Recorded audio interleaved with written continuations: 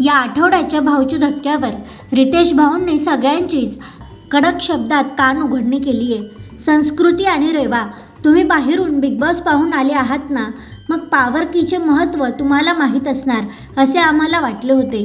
पण रेवा आणि संस्कृती, तुम्ही तर स्वतःच्या हाताने चावी देऊन टाकली। तुम्हाला एक साधी पॉवर की सांभाळता आली नाही, तर वाईल्ड कार्ड म्हणून खेळायला जमेल ना याची शंकाच वाटत आहे। तुम्ही 50 दिवस हा गेम बाहेरून पाहिला आहे। तुम्ही घरातील सदस्यांवर भारी पडायला पाहिजे, तर घरातील सदस्यच तुमच्यावर भारी पडताना दिसत आहेत। संस्कृती, तुम्हाला तुमची पॉवर की सांभाळता आली नाही म्हणून तुम्ही सदस्यांच्या बाहेरील गोष्टी काढत आहेत, जे की बिग बॉसच्या नियमांचे उल्लंघन आहे। विशाल आणि रुचिता, तुमचा आठवडाभर काय चाललंय ना, एक दिवस भांडताय, दुसऱ्या दिवशी परत गोड होताय, तिसऱ्या दिवशी परत भांडताय।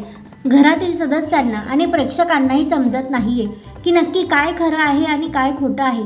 तुम्ही जे घरात वागताय तेच बाहेर दाखवले जाते, म्हणून तुम्हाला काय, कसं आणि कुठं वागायचं आहे हा तुमचा पर्सनल विषय आहे आणि तेवढे तुम्ही समंजस आहात, त्यात आम्ही हस्तक्षेप करणार नाही। प्राजक्ता, तुम्ही रेवाकडून ती पॉवर की मिळवली, पण काय केलं, विशालकडे ठेवायला दिली। तुम्हाला जर या सीझनची ट्रॉफी मिळाली ना, तर तीही तुम्ही विशालकडेच ठेवायला द्या आणि नंतर प्लॅन करून विशाल यांनी ती चावी रुचिता यांना दिली आणि त्या कॅप्टन पदाच्या उमेदवार झाल्या। तो चान्स तुम्ही गमावला। कॅप्टन्सीच्या टास्कमध्ये दीपाली, संकेत, रुचिता आणि राखी हे 4 सदस्य कॅप्टन्सीचे उमेदवार होते।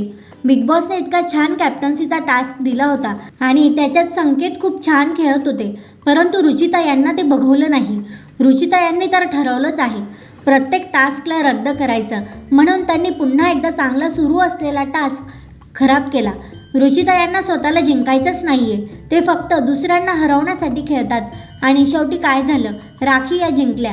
तुम्ही असेच आपापसात भांडत राहाल आणि राखी ट्रॉफी घेऊन चालल्या जातील। जे मोटिवेशन तुम्ही राखी यांना दिलं ना, त्याची खरी गरज तर तुम्हा सगळ्या सदस्यांना आहे।